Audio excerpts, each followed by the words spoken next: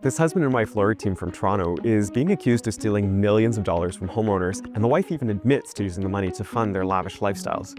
2 multi-million-dollar houses, expensive art, lots of luxury fashion, Yves Saint Laurent, Valentino, Chanel, and more. While researching this, I actually dug up some court files and found a list of over 1,000 items that detectives seized when they searched the couple's home. Our research suggests these items could range in value from $150 for sandals to potentially more than $10,000 for an Oscar de la Renta jumpsuit.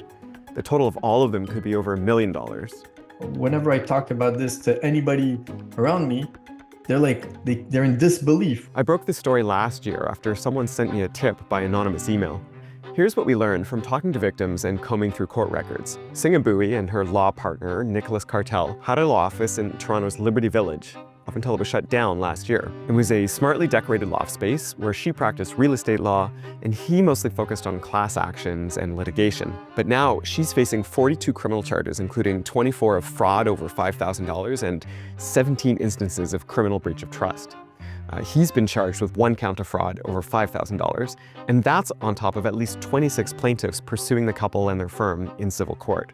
From day one in court and in hours of conversations with me, Cartel has denied any knowledge or involvement in the embezzlement. He says his wife managed all the finances. I never had the money. It never went to me in any instance. Oh, really? It always goes to my wife. Always. And through a lawyer, Bui has also said that he isn't at fault. But a judge said it just wasn't possible he didn't know because they lived in the same home, they have children together, they ran their business together. I've investigated a lot of white-collar crime, and what stood out to me in this case was here were 2 professionals with 8 university degrees between them, a young family, potential to make a good living, but it seems it just wasn't enough. Singa Bui eventually admitted to embezzling client money from her law firm's trust account going as far back as 2014. In an affidavit, she said she took smaller amounts to make ends meet. But she later stole tens of thousands of dollars to fund the couple's visits to fine dining restaurants, luxurious vacations, private school tuition for their children. She called her spending a coping mechanism for other stressors in my life, including my family and my practice. Bui says she would replace the money she embezzled from existing clients with funds taken from new real estate clients. So robbing Peter to pay Paul. And it all came crashing down in December of 2023. That's when their assets were frozen and their firm's bank account was shut down, and the lawsuits started piling up. Their last remaining home was seized in July, and it's now being sold off. Both of them are also facing being disbarred. What's perhaps most concerning about the theft of client money at this law firm is that victims and fraud experts have told me that it should have been caught a long time ago. Law firms have to undergo periodic financial spot checks from the regulator, and during one of those checks in 2022, the Law Society of Ontario didn't catch that someone at the firm had taken $140,000 of client money to pay down American Express cards over just 1 month. Another $2,000 was paid to a childcare center.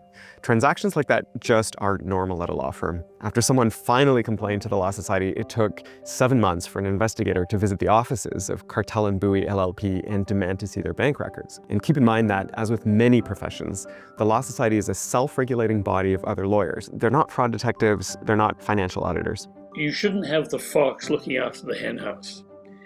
You shouldn't have lawyers disciplining themselves. I mean, to me, that's a violation of a kind of a fundamental rule of justice that no man is a judge in his own court. This story is a bit of a cautionary tale since almost all real estate transactions these days rely in some way on the good faith of lawyers making promises to pay money. Here's how you used to buy a house. You get 2 certified checks.